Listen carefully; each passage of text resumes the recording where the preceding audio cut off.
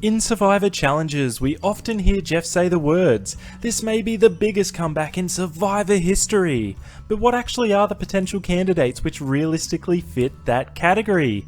This is Analytical Strategy, and today we are going to look at 5 challenges in Survivor which could arguably fit under that very category of a massive come from behind victory. This will delve into the best of the best comebacks from individual immunity challenges to unsuspecting tribal wins, all of which not only the contestants but also the viewer thought they had absolutely no shot to get that win, but they dug deep and they were able to fight back to get the victory. If you are new to the channel, make sure not to slip behind as well by clicking that subscribe button for more videos to come each and every week. Alright, let's get into it. Coming in at number 5, we have Sierra in Survivor Blood vs Water, winning the reward and immunity challenge at the final 5 in the game. Coming off a huge rock draw at the previous Tribal Council, Sierra and Hayden found themselves in a must-win situation to solidify their spot in the game prior to someone coming back from Redemption Island. The challenge was titled Pulled Up, and this is where castaways dived into the water to pull a buoy along a long rope through a set of obstacles to get to the shore, prior to unbagging letter tiles to solve a classic Survivor phrase. Both immunity and a luxurious lunch back at camp was on the line. Within the water segment of the challenge, Sierra really struggled, even coming well behind Jervis, who was not a solid swimmer to put it politely.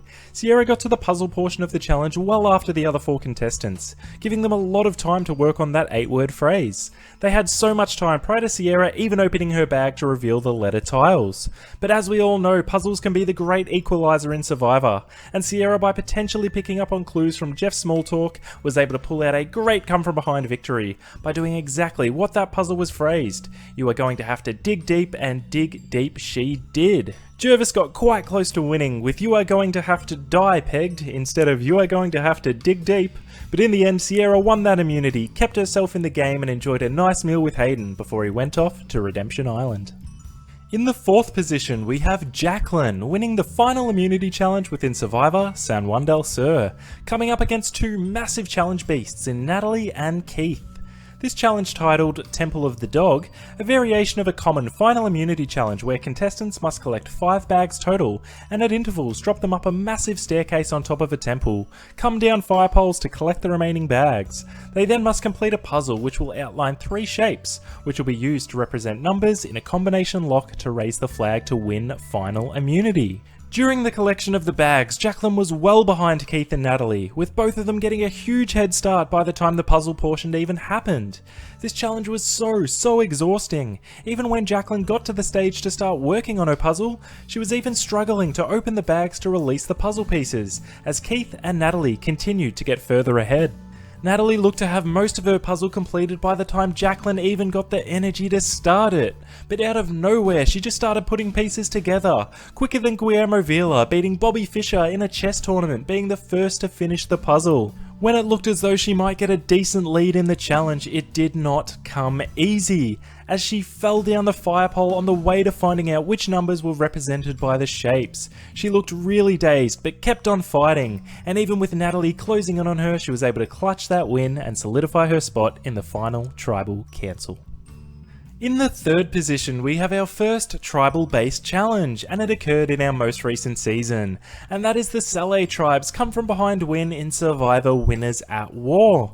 Within this challenge, titled Beyond the Wheel, 4 tribe members had to pull a boat containing the remaining 3 tribe members to a platform where they would have to jump off to try and grab keys over the ocean. These keys would be used to unlock puzzle pieces to finish a block puzzle. The boat section of the challenge to call had a small lead prior to the key portion of the challenge. However, Saleh planned extremely poorly for this component of the challenge, choosing Denise, Parvati and Adam, potentially their 3 smallest members of the tribe, to have to jump and grab these keys. So these keys were completely out of reach for Denise and Parvati, causing Adam to try and obtain them all multiple times. It took him many attempts at that 3rd key, with the opposing tribe already working on the puzzle, and Tony trying to spook him from the Sandra sit-out bench. Not to mention, the person on call working on the puzzle was Nick, who had not only done this puzzle before, but also won the challenge doing this puzzle in Survivor David vs Goliath, and due to this it looked as though they were no shot to be able to come back. After numerous attempts, an exhausted Adam was finally able to get that leap to grab that third key to put them at a very small chance of winning, still being way behind in the puzzle portion of this challenge. But Boston Rob and Michelle put this thing quicker together than the formation of Rob and Amber's relationship, to everyone's surprise, obtaining this crazy win to keep everyone on the Saleh tribe in the game for 3 more days. In second position, we have another tribal win, and to me it is the best tribal comeback in Survivor history, and that is when Lesu came back after constant defeats in Survivor: The Edge of Extinction.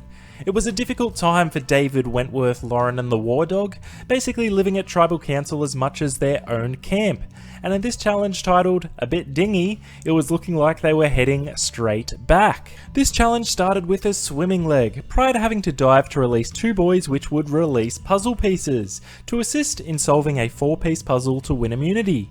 The swimming and diving leg proved extremely problematic for this tribe, with every individual not being the strongest swimmers, and all of them struggled to being able to dive down to release the puzzle pieces. They had to try multiple times, rotate between one another to have multiple attempts to release these buoys. This gave both of the other tribes a huge amount of time to work on from what the outside looked like a relatively easy puzzle, or at least one that could come together instantly given its limited pieces. Although they looked out of it, they did not give up, and the War Dog and Lauren were able to release the buoys to give them a fighting chance. The Karma tribe was able to finish shortly after, and they were also trying to help the Manu tribe in the process, so it did look even more unlikely for Lesu to win. But they kept digging, and they were able to clutch victory from the jaws of defeat to stay alive in this game. It was an emotional win given their track record so far, and again to me, it was the biggest tribal comeback we have ever seen in this game.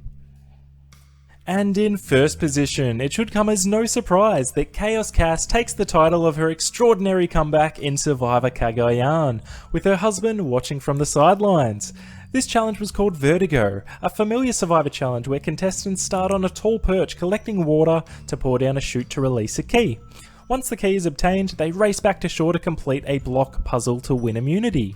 Now Cass, probably quite similar to myself if I took part in this challenge, was quite shaky due to the height of the pole combined with the wind, struggling to obtain water and then when it was obtained missing where it should be poured completely at times. Once everyone had gotten back to shore, Cass seemed completely out of it, but then to even add more difficulty to her winning this challenge, she tangled her rope around the pole, which he had to climb down to untangle before getting to go again. Meanwhile, during this Wu, Tony and Spencer had a lot of opportunities to win this challenge. Especially Spencer, a chess champion and puzzle guru, looked to have the clear advantage. But once Cass hit that beach, her puzzle expertise thrived, making a huge amount of progress extremely quickly, and using that momentum to overtake the young lad and get the win to make it to the final 3. A hugely unexpected but phenomenal victory nonetheless, and to me, rounds out this list as definitely the best individual comeback, but likely altogether the biggest comeback we have ever seen in Survivor history. Great job, Chaos Cass. And there you have it, my top 5 biggest come from behind victories in Survivor history. Were there any others that you expected to see? Please let me know in the comments below. Make sure to like and subscribe if you are new to the channel, with much more Survivor content to come in future videos. This is Analytical Strategy and we are signing out once again. I'll see you on the next video. Bye for now.